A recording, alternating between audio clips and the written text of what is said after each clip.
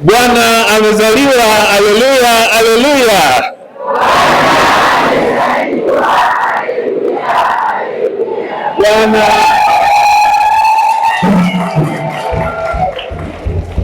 Bwana amezaliwa. Haleluya, haleluya.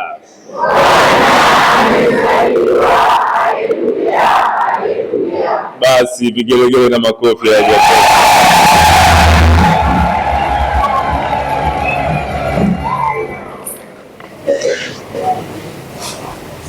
Ndugu zangu wapendwa, kama wote tunavyojua, leo tunaungana na Wakristo wenzetu popote ulimwenguni kuadhimisha moja ya sherehe kubwa, moja kati ya fumbo kubwa la imani yetu katika maadhimisho katika Kanisa Katoliki. Na tunajua mafumbo hayo ni umwilisho na ufufuko. Na leo ni adhimisho hilo la umwilisho, yaani kuzaliwa kwa Bwana wetu Yesu Kristo Mwokozi.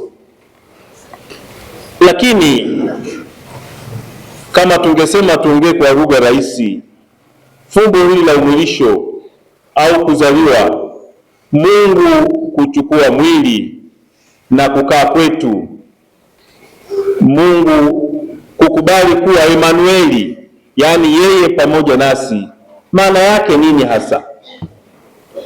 Kama tungezungumza kwa lugha rahisi, yaani ni kitendo cha mfalme aliyetoka ikulu akaenda akajichanganya na watu wake. Watu wake wote katika nyanja zote, katika kada zote, akaenda akawa seremala kati ya wanaseremala, mkulima kati ya wakulima, mfanyabiashara kati ya wafanyabiashara, mshona viatu kati ya washona viatu, na kila mahali akaonekana, mahala pote, maana Mungu ni yote katika yote, ni kila kitu na yuko mahali pote. Akaonekana katika maisha ya watu wake, akishiriki furaha, shida, misukosuko na taabu zao zote. Lengo lake aonje maisha yao, ashiriki maisha pamoja nao, na alionekana kila mahali kama nilivyosema, hata bustanini, dukani, hospitalini, pamoja na wagonjwa, na kila mahali. Na huyo sasa si mwingine ila ni Yesu Kristo aliyezaliwa leo, Emanueli, Mungu pamoja nasi. Kama ningeulizwa kwa lugha rahisi, ningesema ndio maana ya adhimisho la fumbo hili la Mungu kuwa pamoja nasi. Katika masomo tuliyosikia, somo la 3 la Injili nianze nalo, ambalo limesomwa kutoka kwa mwinjili Luka sura ya 2 aya 15 hadi 20. Tumesikia habari za wachungaji waliokuwa wakitunza wanakondoo wa hekaluni. Hawa wakawa wa kwanza kumwona yule mwana kondoo aondoaye dhambi za ulimwengu, na walimuona katika hali ya unyonge kama hali yetu. Walimuona kama kitoto kichanga, walimuona kama mtoto wa kawaida, kama ambavyo mimi na wewe na kila mmoja amezaliwa katika hali hiyo, hali ya kutokujiweza. Unajua, mtoto anafanyiwa kila kitu na wazazi, sivyo? Hasa mama, sivyo? Basi ndivyo alivyozaliwa. Mungu alivyojinyenyekeza, kama tunavyosoma kwa Wafilipi sura ya 2 aya 6 hadi ya 11. Lakini waliamini ujumbe wa malaika. Hawa wachungaji waliamini ule ujumbe wa malaika. Waliona mtoto huyo ana zile alama za wema na upendo wa Mungu ulioaguliwa, uliotabiriwa tangu zamani za kale. Waliona zile ishara na alama, wakasema huyu ndio huyo mtoto aliyetabiriwa, huyu ndio huyo Masiha aliyesemwa na ambaye habari zake tumezisikia. Waliposema juu yake, watu wote walistaajabu, na Maria aliyaweka hayo yote moyoni. Hawa wachungaji wanafika, wanaanza kutoa ushuhuda. Maria anayaweka hayo yote moyoni.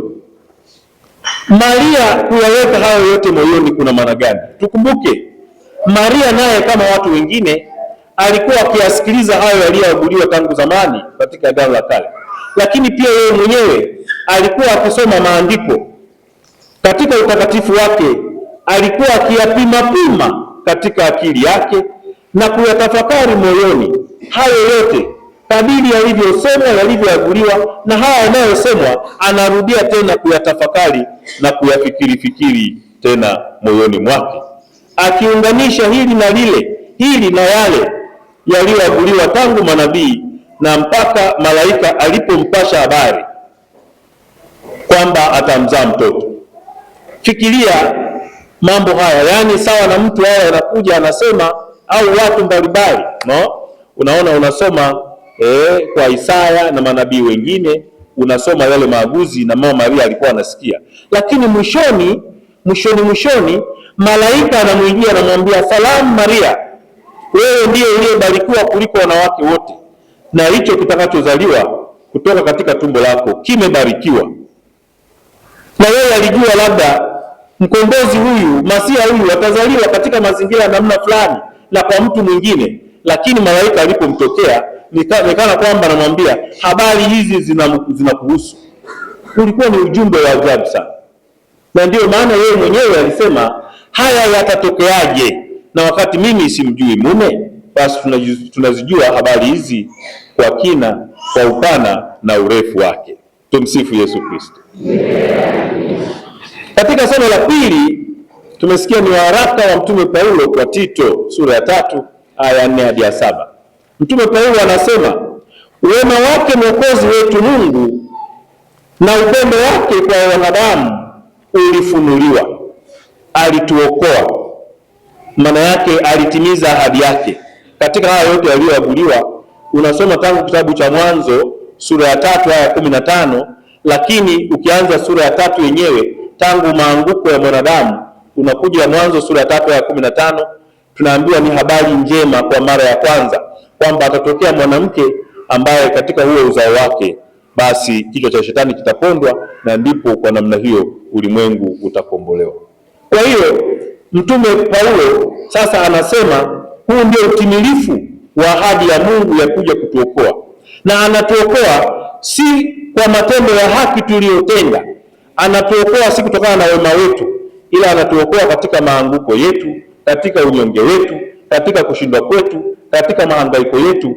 Basi anatustahilisha kile ambacho hatukustahili, anatupa haki ambayo si yetu, yaani ni haki ya kibiblia.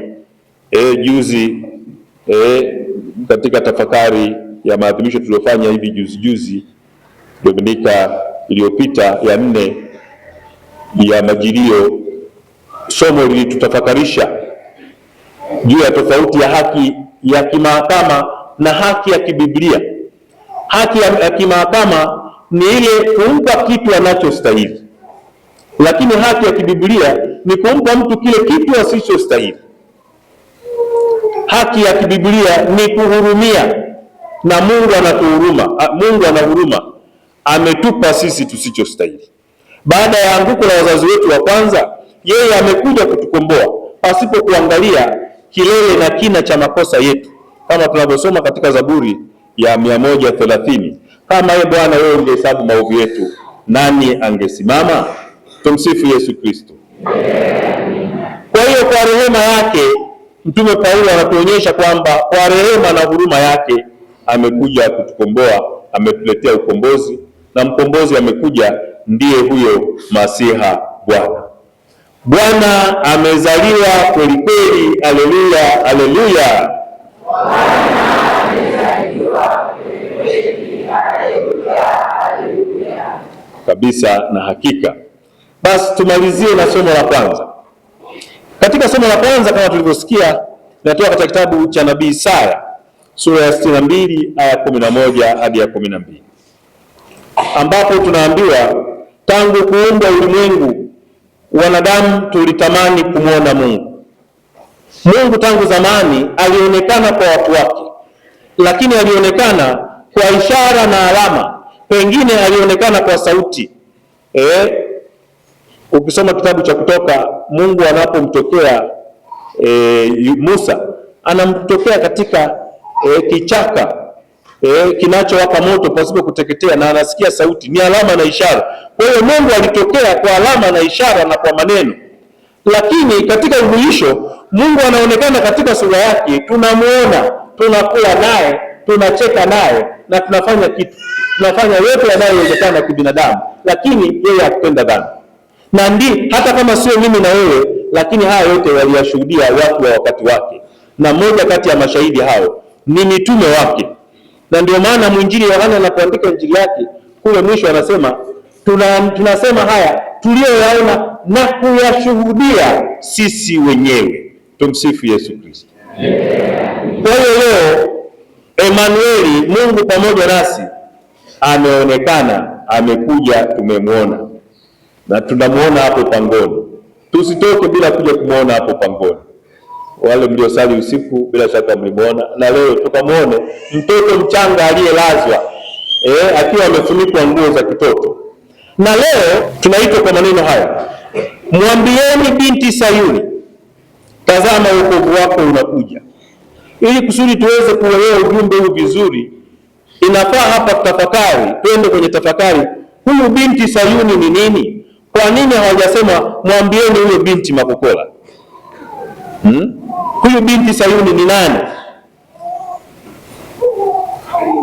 Binti Sayuni huyu anayezungumzwa ni mchumba wa Mungu, na sisi kila mwanadamu ni mchumba wa Mungu. Tutaona hakuna kielelezo cha juu kabisa ambacho kimetumika kueleza kati ya mahusiano yetu na Mungu isipokuwa mahusiano ya watu wa ndoa. Kwa hiyo sisi ni wachumba wa Mungu na maisha yetu hapa ni kama wachumba. Tunaendelea kuisikia sauti ya Mungu, anatuambia unapendwa kuwa wangu, maana yeye tangu mwanzo amejieleza, nitakuwa Mungu wenu nanyi mtakuwa watu wangu. Lakini hatushurutishwi. Kipindi hiki cha maisha yetu ni sawa na kipindi cha uchumba. Tunachagua kuwa wa Mungu, na tutakapokufa, tutakapopata hukumu, basi hapo ndio ndoa inafungwa. Tunavaa shela nyeupe yenye iliyopambwa na nini mnaita nyinyi akina mama, vile vitu mnaweka chini chini kule, sijui vinaitwa nini, sijui nini mapambo ya kwenye shela yale. Lakini haya mapambo ni yale matendo yetu mema tunayofanya hapa duniani, na keki itakatwa na muziki utafunguliwa. Tumsifu Yesu Kristo. Kumbe tunaitwa sisi ndio wachumba wa Mungu, sisi wenyewe, na tunaitwa kuangalia na kuona kile walichokiona wachungaji. Tuone zaidi kuliko mtoto wa kawaida. Tunapoenda pangoni hapo, tuone zaidi tunachoweza kukiona, tuone zaidi ya mtoto wa kawaida. Na tukifika hapo pangoni, ni kweli tunaona katoto ni katoto, lakini ambaye ni Mungu aliyejifanya mtu aonekane katika hali ya kimaskini. Na ndiyo katika kila kilichoumbwa tunamuona katika hali ya udhaifu wake. Yeye ndio kila kitu kilichoumbwa, lakini tunamuona katika hali hiyo ya udhaifu. Ndio Mungu mwenyewe mwenye uwezo, na tunaona ni jambo la kawaida, lakini ni fumbo lenyewe la umwilisho. Mungu kuwa mtu, kuchukua ubinadamu, kama tunavyosoma ile sala malaika wa Bwana. Malaika wa Bwana alipasha habari Maria, akapata mimba kwa uwezo wa Roho Mtakatifu. Kumbe ni Mungu aliyejifanya mtu ili sisi tushiriki umungu wake.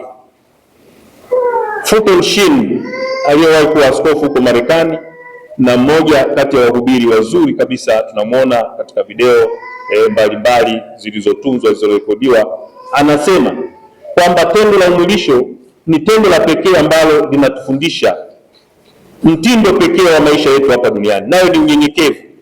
Kristo amezaliwa Bethlehem pangoni ili kumuona, anayeyote anataka kwenda kumuona lazima afike pale na ainamishe kichwa. Kitendo cha kuinamisha kichwa ni ishara ya unyenyekevu, ishara ya kujishusha. Ili umuone Mungu, ukutane na Mungu, lazima uwe tayari kujishusha.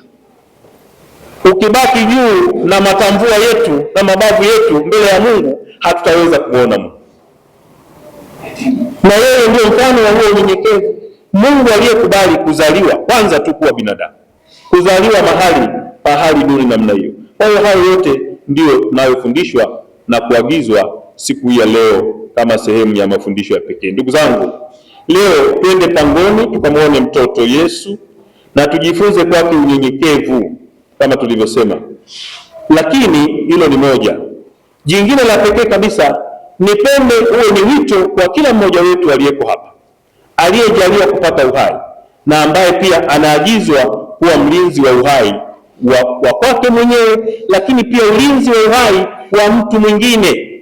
Uwe baba, uwe mama, usikubali kuchezea si uhai wako wala kuchezea uhai wa mtu mwingine kwa gharama yoyote. Ni kitu chenye thamani kubwa sana. Hakuna mwanadamu, hata pamoja na hali hii ya juu kabisa ya sayansi na teknolojia ambayo tumefikia, hali ya usasa na maendeleo, hakuna ambaye amemtengeneza mwanadamu mwenye sifa zote za asilia kama ambavyo Mungu anafanya. Tumejitahidi, tumemtengeneza mtu, lakini ni robot, hana roho huyo. Lakini mwanadamu huyu aliyeumbwa na Mungu mwenyewe hajaweza kurudufiwa na binadamu mwenzake. Ni Mungu peke yake. Uhai ni kitu chenye thamani na ni kitu cha pekee kinachofanywa katika kiti cha enzi cha Mungu. Tukithamini, tukiheshimu kwa gharama zozote na mtu yoyote. Huo ni ujumbe wa pekee katika maadhimisho ya sherehe za Noeli kwa kila mmoja, lakini labda iko nafasi ya pekee kwa kina mama. Kina mama, nasi tuwe watu wa kwanza, maana tuko karibu na watoto. Tuwe watu wa kwanza kuheshimu uhai, na tuwe watu wa kwanza kuutunza uhai, na tuwe watu wa kwanza kuendelea kuwa karibu na huyo mtoto anapozaliwa, na huyo mtoto ambaye anataka kuzaliwa, na huyo mtoto ambaye anakaribia kuzaliwa, tukithamini huo uhai aliouasisi Mungu mwenyewe. Na hasa tukizingatia kwamba hatujui hakika mpango wa Mungu kwamba huyo mtoto atakayezaliwa atakuwa ni wa namna gani, atakuwa ni nani, sivyo? Kumbe tusiingilie mpango wa Mungu. Tumwombe Mwenyezi Mungu aendelee kutuongoza, atusimamie, atutunze na atushauri tuyaishi hayo, huku nikiwatakieni kila heri na baraka na fanaka ya kuzaliwa Mwokozi Yesu. Mungu pamoja nasi. Emmanuel. Tumsifu Yesu Kristo.